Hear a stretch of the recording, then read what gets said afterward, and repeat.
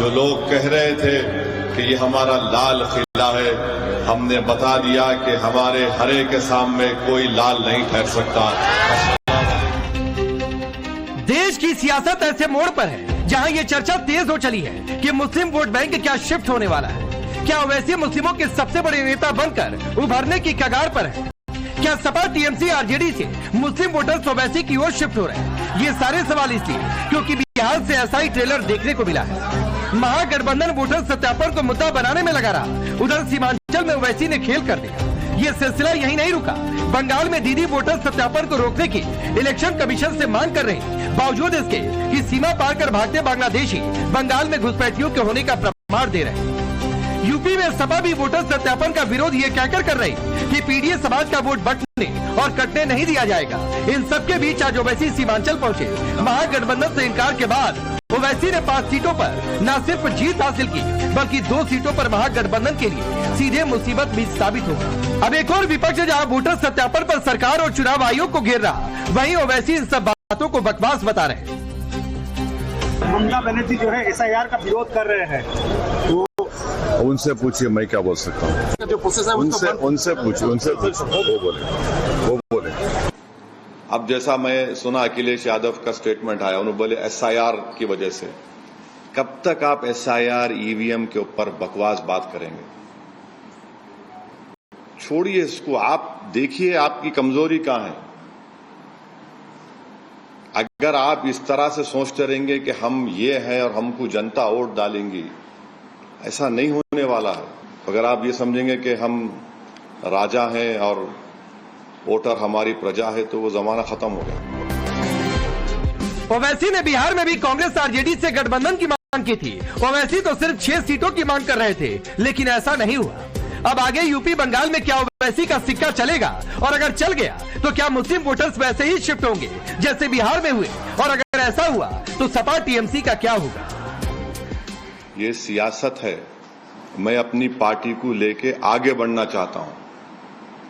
मैं किसी के इंतजार में या फिराक में नहीं ठहर सकता। मैं उत्तर प्रदेश में काम हो रहा है शौकत साहब की क़यादत में। ओवैसी के इन्हीं तेवरों ने विपक्ष को सख्ते में भी डाल रखा है। सपा सांसद एससी हसन तो खुलकर कह रहे हैं कि बिहार में आरजेडी ने ओवैसी को साथ नहीं लेकर गलती की।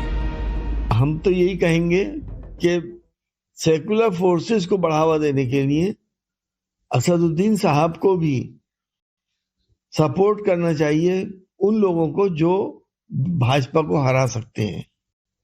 भले से हमारे साथ चुनाव लड़े, मैं तो बहुत छोटा सा कार्य करता हूं, लेकिन मेरी पर्सनल राय यही है कि असदुद्दीन ओवैसी साहब को भी गठबंधन में लेना चाहिए।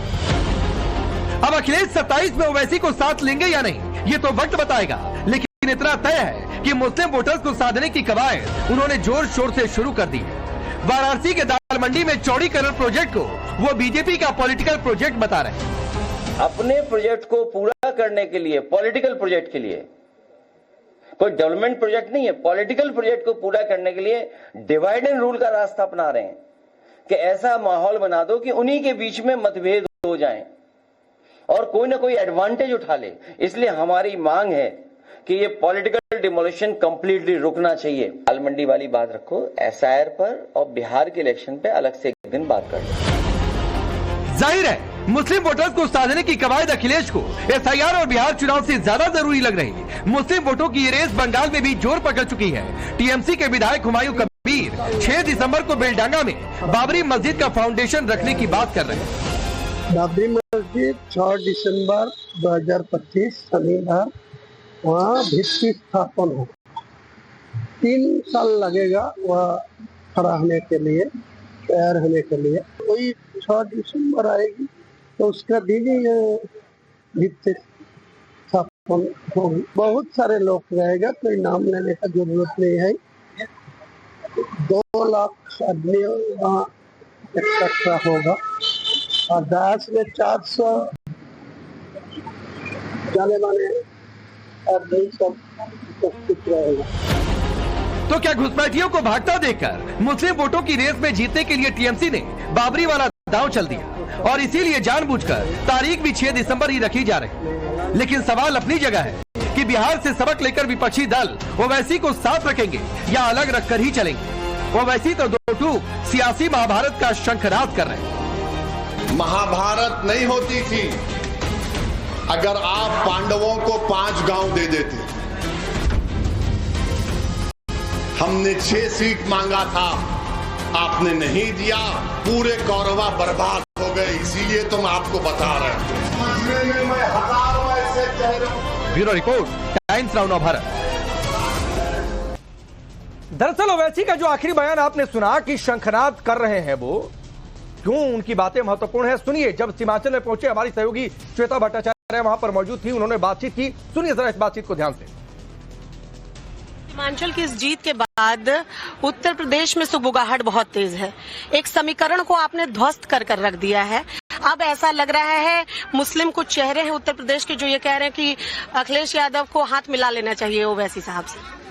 नहीं मालूम मुझे वो क्या करेंगे नहीं करेंगे, और उत्तर प्रदेश में तो मैं जनवरी से वहां जाना शुरू करूंगा। हमारे प्रेसिडेंट शौकत अली साहब और वेस्टर्न, ईस्टर्न और सेंट्रल यूपी की टीम बड़ी मेहनत कर रही है, तो हम लोग पूरी कोशिश करेंगे, क्योंकि पहले तो लोकल बॉडी के इलेक्शन है वहां पर आइंदा साल, तो उसके लिए हम तैयारी कर रहे हैं। जाहिर है 27 में तो विधानसभा के चुनाव है, तो पूरी ताकत और प्लानिंग के साथ हम लोग लड़ने की तैयारी कर रहे हैं। इसी तरह का कोई गठबंधन यूपी में जिस तरह यहाँ पेशकश की थी आपने, लेकिन लोग माने नहीं। अब देखते हैं क्या होता है। देखिए हम भी नहीं चाहेंगे कि दोबारा उत्तर प्रदेश में बीजेपी की सरकार बने, मगर इसका ये मतलब नहीं है कि कोई आकर हमसे कह दे कि भाई आप चुनाव मत लड़िए और आप दरी बिछाइए। अगर आप सामाजिक न्याय को जो बोलते हैं अपनी जबान से, तो उस पर अमल करके दिखाइए। तो अंग्रेजी में बोलते हैं ना, वॉक द टॉक करिए। आप खाली एक नारा लगाकर आप बच के नहीं निकल सकते।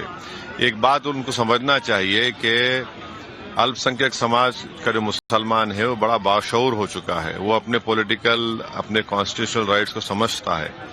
अगर आप वही अप्रोच या रविश अख्तियार करेंगे जो पिछले 30-40 साल चली आ रही है, तो उसको कोई कबूल नहीं करेगा। बंगाल में पिछली बार कोशिश की गई थी, इस बार रणनीति क्या रहेगी? क्या वहाँ के ताल्लुक से तो मीटिंग होगी, हम बात करेंगे, देखेंगे क्या हो। गठबंधन अभी तो सब बैठ के बात करेंगे, टीवी चैनल पे कैसा बोलेंगे इतना। चलिए मैं आपका परिचय आज के मेहमानों से करवाता हूं। आरपी सिंह भारतीय जनता पार्टी के नेता और प्रवक्ता, शादाब चौहान एमआईएम के नेता हैं, सुधा मिश्रा जी कांग्रेस पार्टी के नेता, फराज किदवई साहब समाजवादी पार्टी के नेता और प्रवक्ता, तौसीफ खान पॉलिटिकल एनालिस्ट है, टीएमसी का पक्ष रखते हैं, और जयंत जिज्ञासु आरजेडी के नेता और प्रवक्ता। आप सभी का बहुत बहुत स्वागत है। फराज किदवई, बेल्ट वेल्ट बांध लिया है आपने? यूपी में जनवरी में ओवैसी आ रहे हैं, आपके एक पूर्व सांसद कह रहे हैं कि गलती हो गई, आरजेडी को ले लेना चाहिए था, यहां भी ले लेना चाहिए।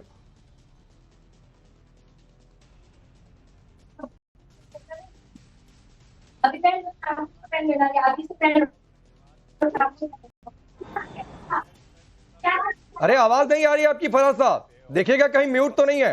आपने शुरुआत की, आवाज नहीं आ रही है। अरे आपकी यूनिट है सर। अब आई आ गई, बोलिए। आवाज जी, मैं कह रहा हूं कि बहुत अच्छी शुरुआत की राकेश जी आपने, कि बेल्ट बांध ली है। बहरहाल मैं पैजामा पहने हुए हूं तो मैंने कमरबंद बांधा रखा है। अच्छा, पेटी कह देते हैं, चलिए सीट तो, बेल्ट कह देते हैं, क्या दिक्कत है? क्या है? हाँ जी। देखिए राकेश जी, अभी असदुद्दीन ओवैसी साहब को मैंने सुना, आपने उनकी बाइट सुनाई और बहुत अच्छी आपने शुरुआत में एनालिसिस भी की। एक शेर याद आ रहा है मुझे, शेर सुनिएगा कि हमें खबर है लुटेरे के सब ठिकानों की, शरीक के जुर्म ना होते तो मुखबिरी करते। बहरहाल शेर बड़ा गहरा है, बहुत सख्त है, लेकिन जहां तक पहुंचना था वो पहुंच गया होगा। देखिए एक बात तो मैं क्लियर कर दूं राकेश भाई, कि जहां तक असदुद्दीन ओवैसी साहब का सवाल है, मैं उनको बहुत अच्छा आदमी मानता हूं और बहुत पढ़े लिखे आदमी हैं असदुद्दीन ओवैसी साहब। असदुद्दीन ओवैसी साहब एक बहुत ही काबिल बैरिस्टर हैं, कानून के बहुत अच्छे जानने वाले हैं, हमारे देश के आइन के बहुत अच्छे जानने वाले हैं, और ऑपरेशन सिंदूर के बाद जो है उनकी उनकी इज्जत हमारे दिल में और ज्यादा बढ़ गई है। और अभी लेकिन क्या होता है कि जैसे भारतीय जनता पार्टी से हमारे बहुत इख्तिलाफात हैं, लेकिन भारतीय जनता पार्टी में कुछ नेता ऐसे हैं जो हमें पसंद हैं। सेक्युलर लोग हैं, वो चाहते हैं कि वो हार्ड लाइनर उनकी पार्टी ना रहे। जैसे मुझे सुधांशु त्रिवेदी जी बहुत पसंद है, जैसे मुझे नितिन गडकरी जी बहुत पसंद है, तो वैसे ही असदुद्दीन ओवैसी साहब भी मुझे बहुत पसंद है। लेकिन एक प्रॉब्लम है राकेश जी, असदुद्दीन ओवैसी साहब ने सामाजिक न्याय की बात की, और यह सही बात है कि हमारी पार्टी का जो जन्म है वो सामाजिक न्याय की लड़ाई लड़ते हुए श्रद्धेय नेताजी ने शुरू किया। प्रॉब्लम क्या है ओवैसी साहब में? ऐसा क्या है जो आपको प्रॉब्लम क्रिएट कर गया, नहीं पसंद है? कि नहीं, मैंने तो उनकी कितनी तारीफ की, इतनी तारीफ तो शायद